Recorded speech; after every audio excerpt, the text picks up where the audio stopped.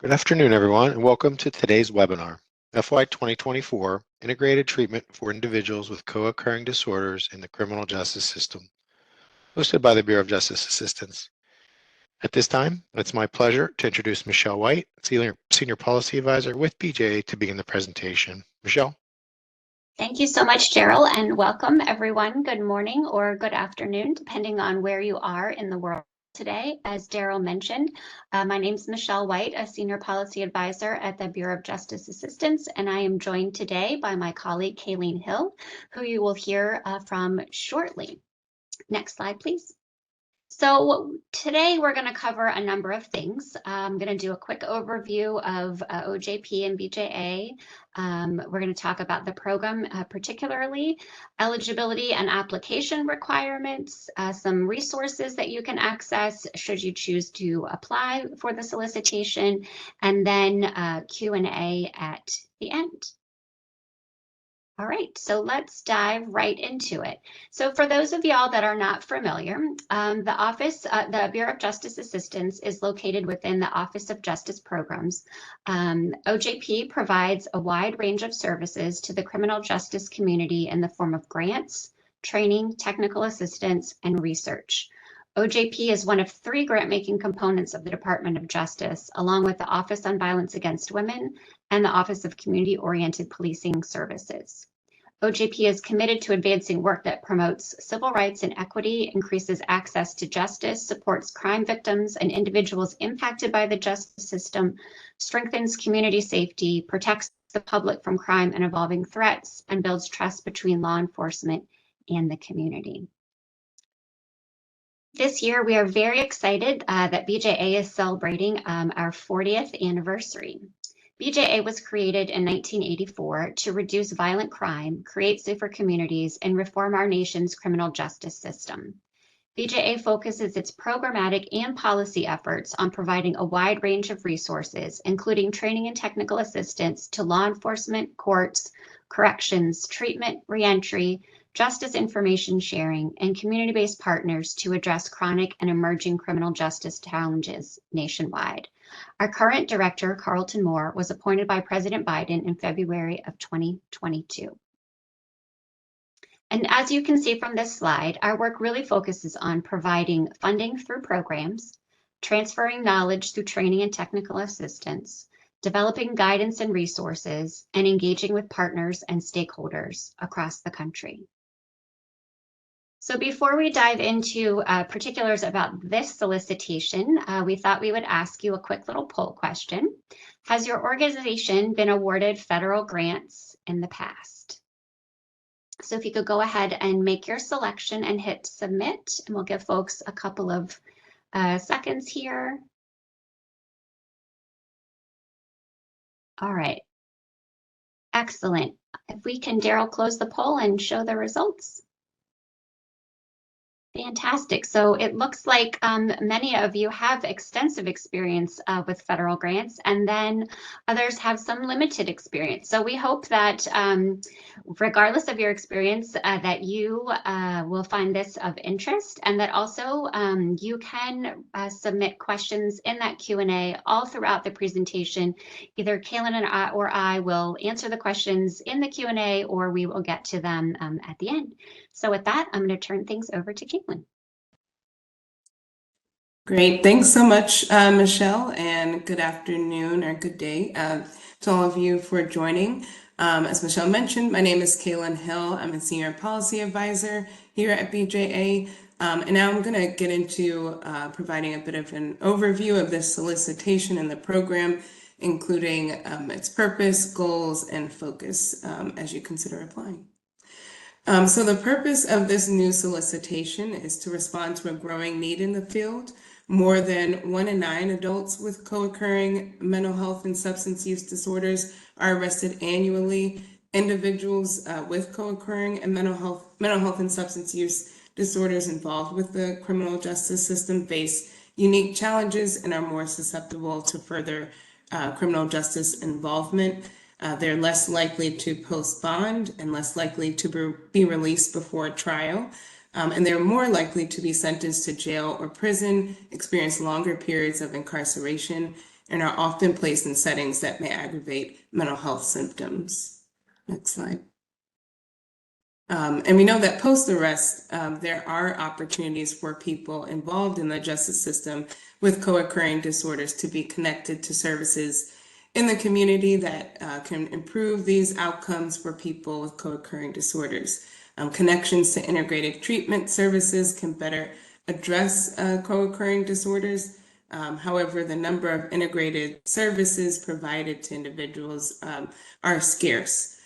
For those connections to be successful, there must be collaboration among justice stakeholders, behavioral health, and community partners. And BJA is committed to improving access to integrated treatment services in order to build local capacity and more effectively address these challenges. Next slide. So with this solicitation, BJA really seeks a training and technical assistance provider to help communities and the field address these challenges. So through this solicitation, BJA is seeking to fund a training and technical assistance provider to improve access to integrated treatment services, to both build local capacity for more effectively addressing the challenges of individuals in the criminal justice system, improve safety outcomes for communities, and strengthen critical health and justice partnerships through the TTA. And the program will promote cross-system collaboration and improving access to integrated treatment. Next slide. So again, for this solicitation, the TTA provider will be funded to do primarily two things. First, leading a national training and technical assistance program, and administer sub-awards to local demonstration sites. So I'll kind of break down each portion of the program. Next slide. So in leading a national TTA program, the selected TTA provider will promote cross-system collaboration among justice stakeholders, behavioral health service providers, community support agencies, all to improve access to coordinated and integrated treatment for individuals in the criminal justice system with co-occurring mental health and substance use disorders, and provide support to the field that will focus on the post-arrest predisposition phase of the criminal justice system. Next slide. And secondly, the selected TTA provider will administer sub-awards and support to demonstration sites. Just to make sure that folks are clear, this solicitation is to fund a TTA provider. Demonstration sites will not be selected through this solicitation, but BJ will fund a TTA provider that will work with BJ to ultimately select those demonstration sites through a competitive process post this award. And the TTA application for this solicitation are encouraged to include plans within their proposals for identifying and selecting those demonstration sites.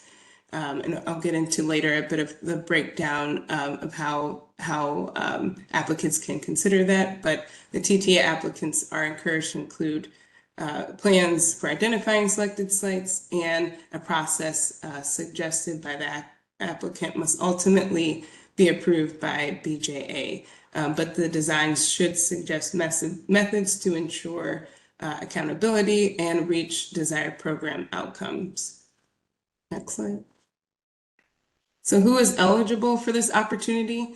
Eligible entities include public and state-controlled institutions of higher education, nonprofits, private institutions of higher education, for-profit organizations, and small businesses.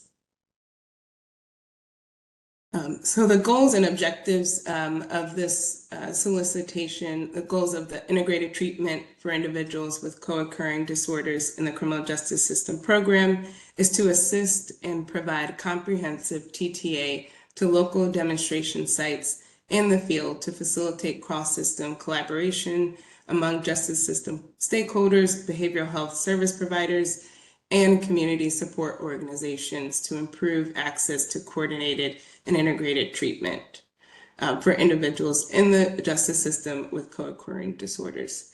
The TTA will specifically focus on demonstration sites, effectively connecting individuals with co-occurring disorders who present at the post-arrest predisposition phase. So this will include things like enhancing collaboration, so fostering cross-system collaboration to better address needs, building capacity in the field through technical assistance, so delivering comprehensive TA both to the local demonstration sites and others in the field, supporting the demonstration sites through assisting in developing effective strategies for identifying, assessing, and treating individuals with co-occurring disorders, promoting integration, so encouraging the integration of mental health and substance use treatment services at post-arrest predisposition phase, ensuring a holistic approach to addressing the complex needs of this target population, enhancing training, so developing and implementing training programs that equip justice system stakeholders, behavioral health service providers, and community support organizations with the necessary skills and knowledge to effectively collaborate and address behavioral health needs, and then also monitoring and evaluating. So establishing a system of continuous monitoring and evaluation of program outcomes, refining strategies based on the feedback, and emerging best practices to continually improve the program's impact. Next slide. So to review the deliverables expected by successful applicants, so the deliverables will include designing and delivering the demonstration projects for up to 12 subaward sites, supporting and designing 2 training events for demonstration sites, so bringing a cohort of the demonstration sites together around common goals as a network of sites together to address those challenges, and producing products developed in collaboration with and approved by BJA that specifically address and are responsive to the needs of justice system stakeholders and behavioral health practitioners serving this target population. Next slide. A couple other items I'll just review as you're considering your applications. So in order to further OJP's mission, OJP will provide priority consideration when making award decisions to the following. So priority 1A are applications that propose projects that are designed to meaningfully advance equity and remove barriers to accessing services and opportunities for communities that have been historically underserved, marginalized, adversely affected by inequality, and disproportionately impacted by crime, violence, and victimization. To receive this consideration, the applicant must describe how the proposed project will address identified inequities and contribute to greater access to services and opportunities for communities that have been historically underserved, marginalized, adversely affected by inequality. Priority 1B is for applications that demonstrate that their capabilities and competencies for implementing their proposed projects are enhanced because they are a population-specific organization that serves communities that have been historically underserved, marginalized, adversely affected by inequality, and disproportionately impacted by crime, violence, and victimization. Next slide. And as applicants are considering budgeting for this solicitation, so applicants to this solicitation will budget a total of $5 million for subawards to communities to support individuals with co-occurring disorders. The funding level for these individual microgrants would average approximately $400,000 per site, and the remaining $2 million in funds will be used for the provision of training and technical assistance to the subawards in the field at large. So then I will pass it back to Michelle to review some other things as you're considering your applications. Thank you so much, Kaylin, for all of that great information. So I'm going to carry on and talk a little bit about data collection expectations for this grant project. So there's a section in the solicitation around your plan for collecting the data required for the solicitation's performance measures. That includes describing the process for measuring project performance and also identifying who will collect the data, who's responsible for that measurement, and how that information will be used to guide and evaluate the project's impact. Please note that applicants are not required to submit performance data with your application, but instead to have a plan for how you will collect the data, who will collect the data, and how that data will be used. Next slide, please. In addition, I wanted to talk a little bit, oh, sorry, I skipped a whole slide. So again, I just wanted to sort of reiterate that the performance measure information, there should be a link in the solicitation where you can find out a lot more about reporting on performance data and what types of data might be required, but the actual inclusion of that data in your application is not necessary. Next slide, please. And very briefly around budgeting, there is no match required for this particular solicitation. However, if you do provide a match, you will be required to report on that match. So again, it's not required unless you decide to include it, and then you must ultimately report if you are the selected training and technical assistance awardee. All right, so let's dive a little bit more into the application requirements. So there are a number of pieces to the process that you must consider when planning to write your application. So a couple of those components include proposal abstract, the narrative, the budget worksheet and budget narrative, which is web-based, the application for federal assistance, which includes the SF-424 and the SF-LLL, the memorandum of understanding or letters of support. You will see a link in this slide for the application submission job aid that has step-by-step directions that are super helpful to track all of these pieces. I will also for you that the SF-424 and SF-LLL are documents that you submit in grants.gov. Everything else you will submit in JustGrants, and we'll talk a little bit about some resources to help you along the way as you navigate those as well. Next slide, please. Okay, so for the MOU and the other supportive documents, you need to include the named partner, the signed MOU or letter of intent, or a subcontract or an agreement that confirms that partner's agreement to support the project through commitments of staff time, space, services, or other project needs. Each MOU or letter of intent should include the names, what services will be performed, and the duration of the agreement. Those partnerships could be for one or more organizations with expertise in law enforcement, mental health, courts, prosecution, judicial or court associations, probation and parole, community treatment, community supervision, and the list potentially could go on, and it is certainly more than appropriate. There's only one applicant, but you are encouraged to partner if that will make for the soundest project, and then must include MOUs and letters of support. Next slide, please.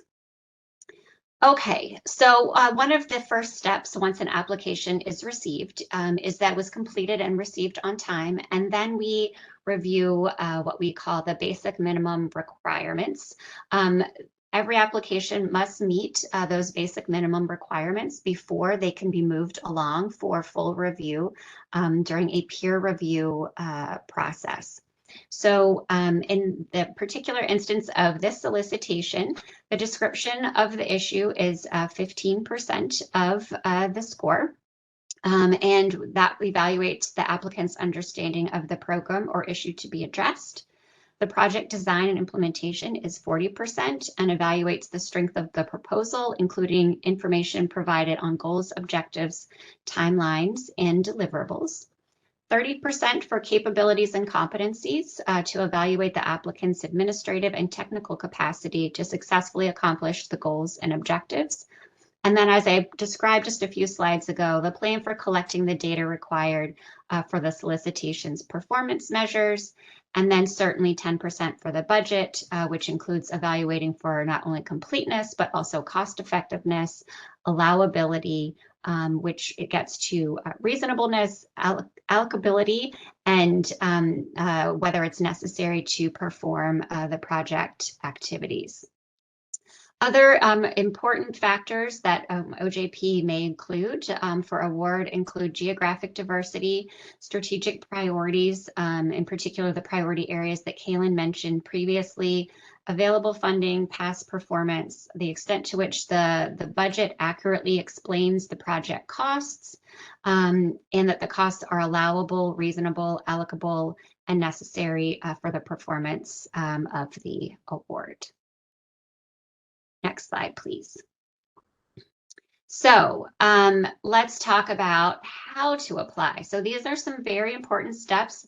I know the poll said that nearly everyone has either extensive expertise or has some experience applying for a federal grant, but just to sort of walk through this with everyone, applications must be submitted to DOJ electronically through a two-step process, as I mentioned, that begins in grants.gov.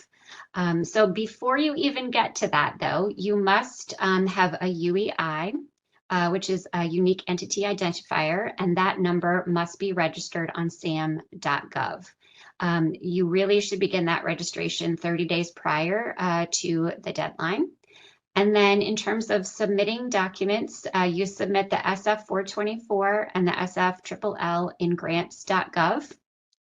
And then that is the initial deadline. The final deadline for all of the other application requirements, you must submit the full application, including all the attachments in Just Grants. And there's a lot of great detail in the solicitation with step-by-step instructions about every piece of this. So I really encourage anyone interested, especially if you've not been through this process before, to make sure to review and or refresh what the requirements are at the outset of your review of the solicitation and decisions around applying. Next slide, please. Okay, so as I said, the SF424 and SLLL must be submitted in grants.gov by 8:59 p.m. Eastern Time. Notice it's no longer 11:59 p.m., but it's 8:59 p.m. Eastern Time on July 8th. And then all the remaining documents, the full application, must be submitted in Just Grants by 8:59 p.m. Eastern Time, July 15th, 2024. And as I mentioned, to be considered timely, the full application has to be submitted by the Just Grants application deadline. Failure to begin that process, whether it's obtaining a UEI, registering in sam.gov, uploading to grants.gov, or Just Grants, without giving yourself a significant period of time to make that happen is not an acceptable reason to request a technical waiver. There are very small number of reasons you can apply for a technical waiver, but failing to do things in a timely fashion is not one of them. Next slide, please. All right, so we've talked a lot about what you must do, but now I want to share a little bit about some of the resources that we have online to provide for you to try to make this process a little bit less overwhelming and go a little bit more smoothly. So the first is the OJP Grant Application Resource Guide. You can see from this slide, there are a ton of different things that you can access here to help answer your questions. I know Daryl is putting a lot of links directly into the chat so that you can click on them and have them at your fingertips. They will also be in this slide deck once it's posted online, but there's a lot of really great resources here that will assist you in not only deciding whether or not to submit an application, but also throughout the full application process. And then I also mentioned that Just Grants is a very important part of this process, not only as an applicant, but also if you are awarded, as where you will manage online, not only the programmatic side, but also the fiscal side of an award. So there's some really great tutorials here. Again, the link is now in the chat, and a great place to sort of go and get your questions answered. And there's also online user support that you can access there when you have questions or concerns or issues about Just Grants. Okay, so I mentioned some assistance. Just Grants provides technical assistance with those two forms, the SF424 and the SFLL. They operate 24 hours a day, 7 days a week, except for federal holidays. There's a customer support line. You can also submit your inquiries via web and email, and they will be able to assist you with all things grants.gov. There's also separately a Just Grants technical support, so make sure that you know which system you're having an issue with and reach out appropriately. They cannot assist you with each other's. This Just Grants technical support provides assistance with submitting the full application in DOJ's Justice Grants or Just Grants management system. There's a customer support hotline, and you can also reach out via the web or email. Okay, so another great way to stay connected for all kinds of updates. You found this webinar, so that's great. But in the future, if there are other things that you would like to see regular information about, you can subscribe for email updates. And also, next slide. There's a fair amount of social media activity that BJA and OJP support, and these are how you can access Facebook, Twitter, YouTube, a lot of great tutorials on YouTube, and you can use the QR code there on the screen to subscribe to Justice Matters, News from BJA, and then also you can access our website.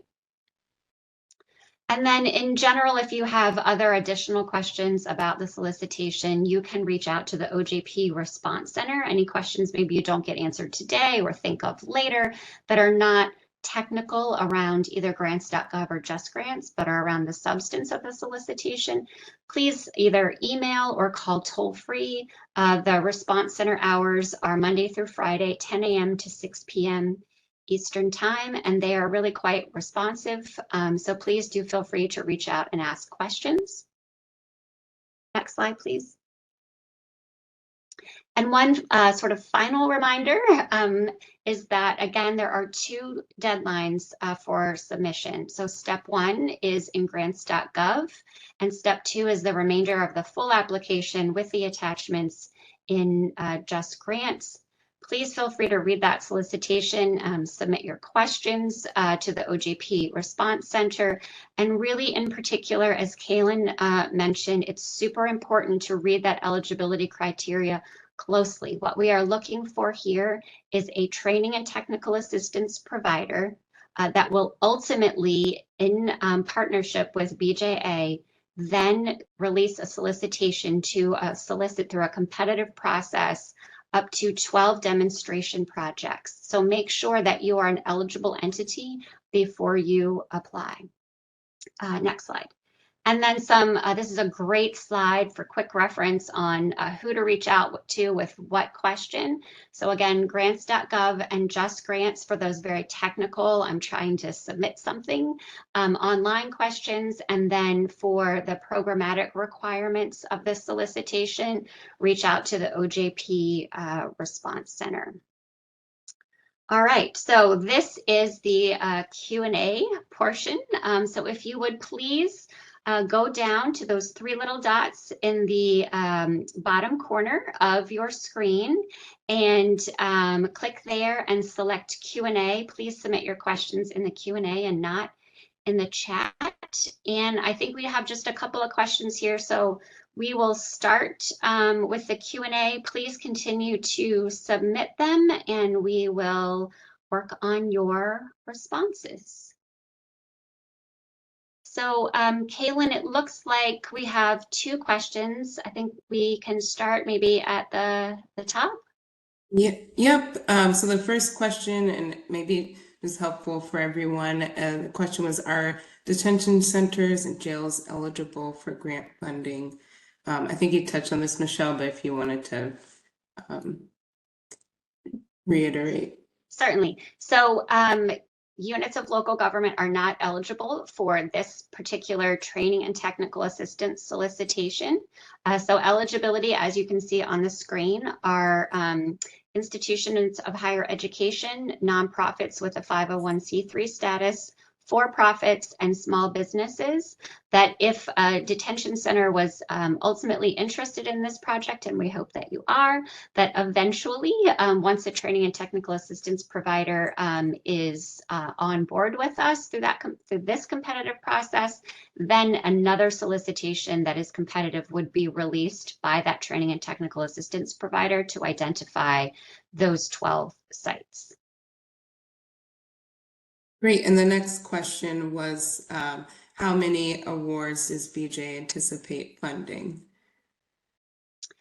So we anticipate making 1 award and to be the training and technical assistance provider and to make those sub-awards to the 12 demonstration sites. Great. And I was responding to one in the chat, but just to reiterate that this award is for to fund a training and technical assistance provider. So as Michelle mentioned, those interested in funding specific projects for jurisdictions, so please stay tuned and informed of forthcoming opportunities. Right, and so that's a great reason to subscribe and follow, is because BJA likes to post all of the things that not only we put solicitations out for, but all of our training and technical assistance providers too. So that's another good way to make sure you don't miss an opportunity to be a demonstration site.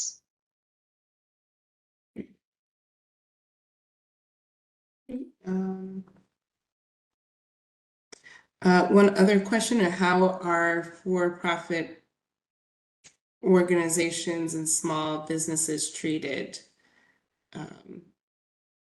versus nonprofits? So I'm not sure I'll try to answer your question as I think you intend it, but if I don't have it correct, please feel free to add some extra notes in the Q&A. That's just eligibility. So everyone that submits, passes BMR, those basic minimum requirements, is peer reviewed and competes with each other for those awards. And then I think I've seen a couple of times, can you please provide an example of a demonstration site? So typically what that means is likely a locality or a regional area within a state that would then apply to be a sub-awardee of the grant to implement the practices intended under this training and technical assistance solicitation.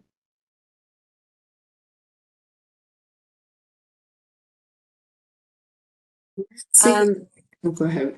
I was just going to say, just want to verify that eligible service provider organizations can partner with another agency or organization. So the eligibility here, the training and technical assistance provider is not to provide direct service. The training and technical assistance provider is to create, is to support not only the demonstration sites that are ultimately selected, but also the field broadly, implementing practices that support folks that are just as involved with co-occurring mental health and substance use disorder. So not for the direct provision of, or for the provision of direct services. However, If you are applying to be a training and technical assistance provider, it is perfectly appropriate to partner with other organizations, but only one primary applicant may apply. Okay, let's see. In terms of judging who is more competent to handle the project, as everyone can outsource needed resources. I'm not quite sure I understand that one, unless it might be a follow-on to the eligibility question. I'm going to give sort of the age-old answer, and that really just depends on the capabilities and competencies that can be demonstrated by the applicant organization.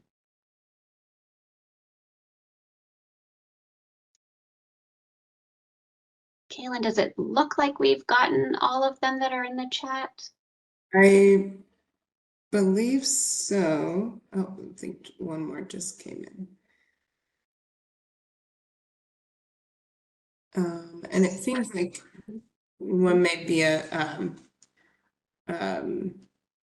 specific question. So you also do encourage folks to reach out to the resource center, response center, if you have any assistance with any questions on programmatic questions. Yes, and to reiterate that, where the training and technical assistance provider is not an entity that is going to provide actual clinical services, but they are going to support the entities at the local level that would be coming, come demonstration sites that are working to provide those co-occurring services in their community. So again, the applicant is not a direct clinical service provider. I think we've covered all of the questions in the chat.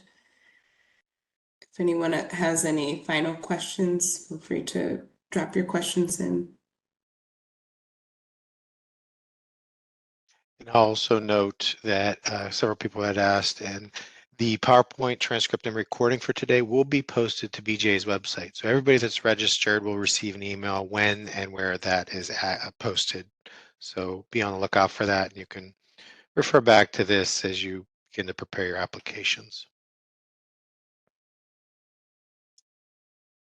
Well, thank you so much, Daryl, and for everyone who joined us today, but it looks like we don't have anything left in the Q&A. Yes, that seems to be the end. And, as mentioned, once we conclude, if you have a question, you can contact the response center at the contact information listed here, and they will work to provide a response to you all. So once again, good luck to everybody. So on behalf of the Bureau of Justice Assistance and our panelists, we want to thank you for joining today's webinar. This will end today's presentation.